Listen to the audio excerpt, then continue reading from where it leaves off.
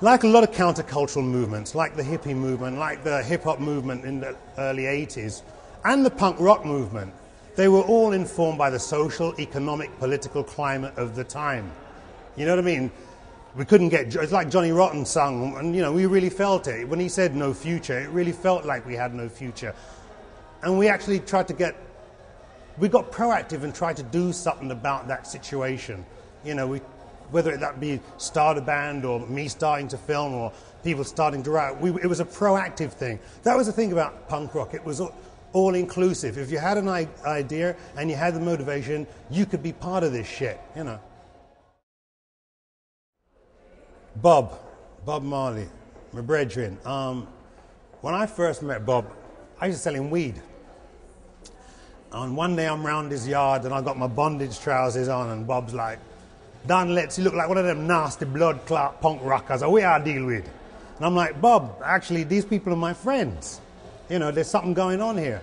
He'd been reading the tabloid papers, and the way the tabloid papers portrayed it, yeah, it did look like rubbish. But anyway, he spent like 3 or 4 months in London. This was just after he got shot. He was chilling out. And he got to find out that there was actually something going on there. It wasn't just this nihilistic viewpoint that the media portrayed. And he ended up writing Punky Reggae Party.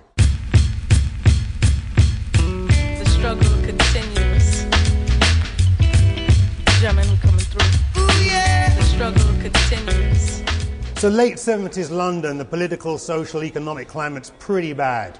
My white mates were very pissed off. I was already pissed off because I was first generation black and British and I had plenty to be pissed off about.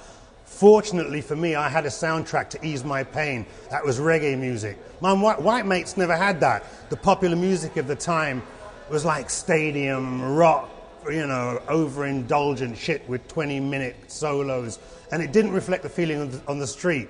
So my white friends set about creating their own soundtrack of the people, for the people, by the people.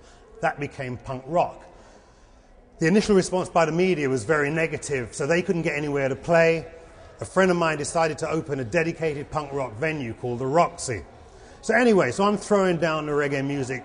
They're digging the anti-establishment vibe. They're digging the bass lines. They're digging like the soundbite vocal delivery. And they didn't mind the weed either, you know. So there's this kind of cultural exchange going on. You know, we're kind of getting to know each other through our respective cultures. And what was interesting is that we got closer not by being the same, but by understanding our differences. So that was a beautiful thing. Look at you now. Hey, do you have anything on you? Hey, do you have anything on you?